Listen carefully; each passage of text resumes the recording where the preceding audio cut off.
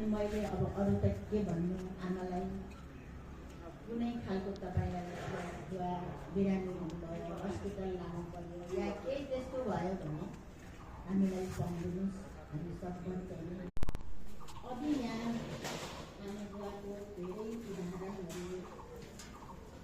विशेष गरेर हाम्रो रामजी अधिकारीले व्यक्त गर्नु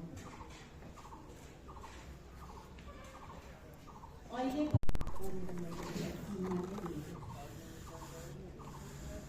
त्यसमा अरू हामीले गर्ने सहयोगको छँदैछ केटी हुँदा हुँदै पनि कहिलेकाहीँ मलाई र मैले बिहे गरेपछि श्रीमानको जुन प्रेरणा दिएको छ दिइराख्नु भएको छ र मेरा अन्य काममा सहयोग गरेर पनि मलाई यो क्षेत्रमा लाग्नु